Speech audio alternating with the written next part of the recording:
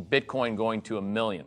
So Rich is asking, like, Raoul, is that even possible? Like $1 million Bitcoin? And over what duration? How do you see something like that project? Okay, so let's go back to my framework, network adoption. That chart that I've put on Twitter many times about the adoption suggests we go from 150 million users to 1 billion users by 2024. Okay. We'll be at $1 million in Bitcoin, no question. So you just, man, that's not a stretch, you know? No, it's not really. When you think it in those terms, if I said, oh, the Apple phone, you know, there's 150 million users, going to be 1 billion users. Is the Apple share price going to go up a lot? Yeah. Will it go up 10x from here? 20x? Yeah. I mean, it's not a big stretch. People just forget because they all get trapped in these narratives. It's money. It's this new thing. It's not based on anything. Just forget it. Are people using it, and how many people? Raoul, what do you think is probable that a central bank will quietly try and become the largest holder of BTC as a hedge against the failure of their policy?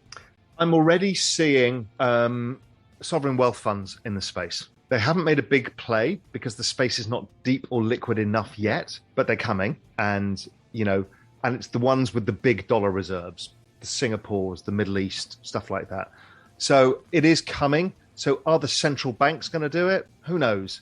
Not yet, but it will come. I think first, the next big thing is we're going to hear the story of sovereign wealth funds putting it as a long-term asset on their balance sheet, whether it's Norway, Abu Dhabi, Saudi, Singapore, and that'll usher in the next wave. And that then makes it unlikely that the central banks won't start doing it. Which central banks? Who the hell knows? But something like South Africa could really do with this because of the volatility of being part of the dollar cycle. It's a bit of a pain in the arse for them. Yeah. So something that they can have a small allocation to that maybe offsets the dollar cycle helps them.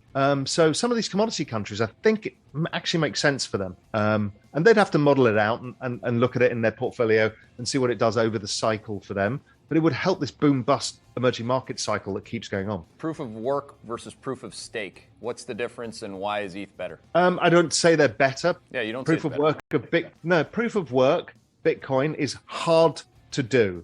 You need these mining rigs, complicated maths, a lot of energy. It is the most robust, secure network in the world, which is Bitcoin, which is why it's amazing. Proof of stake is you've got tokens and you secure the network by promising it to the network and you get a yield. Keith, if you want to stay in ETH, you can generate yields now. So you've generated a long-term savings market in these things. So as you're seeing, a lot of the art market is now being priced in ETH. There's a ton of stuff on the internet being priced in ETH. Yeah. So you can hold ETH savings and have pretty much a risk-free return by staking. So staking allows it to be faster and kind of adds a bit of flexibility to it. And again, people don't want Bitcoin to be faster or more flexible. They just want it to be perfect as it is, which is incredibly secure, highly distributed network. But for Ethereum, I think it's a game changer because it means that at the end of the cycle, I'll probably keep just some ETH as ETH. Yeah. Because if I'm getting paid a 10, 15% yield on it,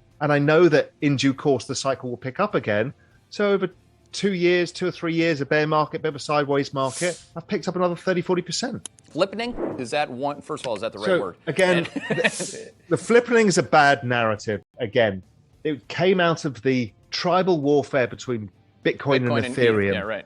So you flip out of Bitcoin into ETH. And the flippening is when the market cap of ETH is larger than Bitcoin. Okay.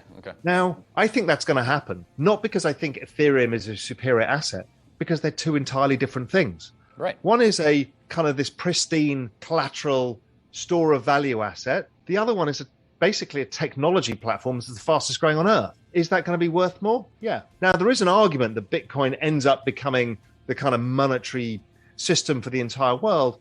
Yeah, but I'm not sure I'll be alive when that happens.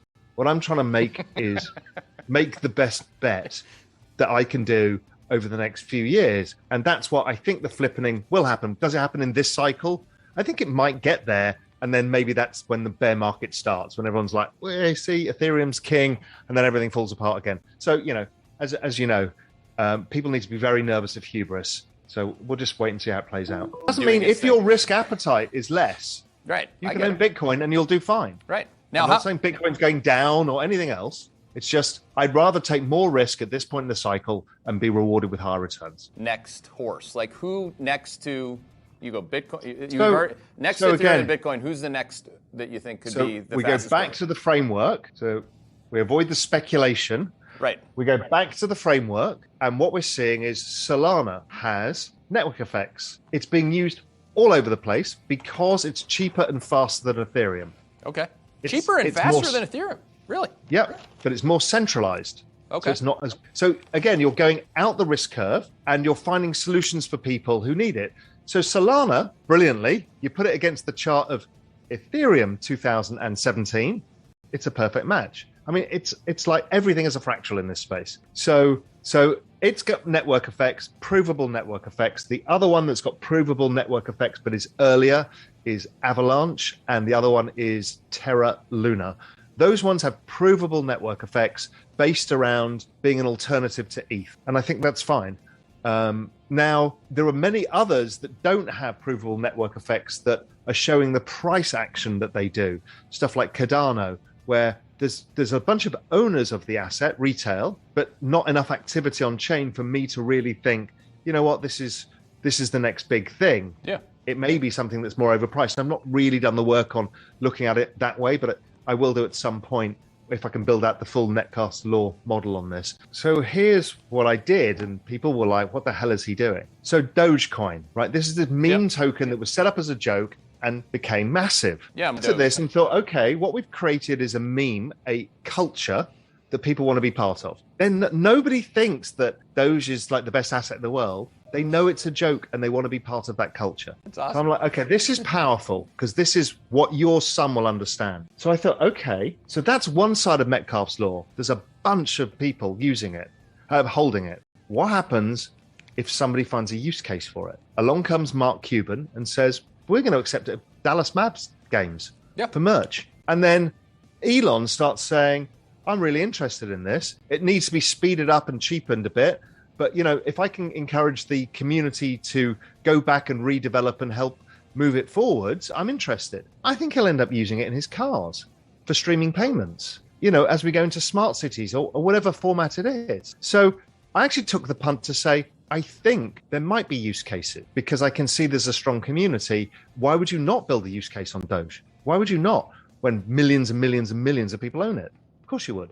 So, you know, that's me going out further on the risk curve, saying not all my Metcalfe's law attributes are met, but I see a probability that we could meet them. And if that's right, then the price could go even further. All we're doing is assessing the probabilities.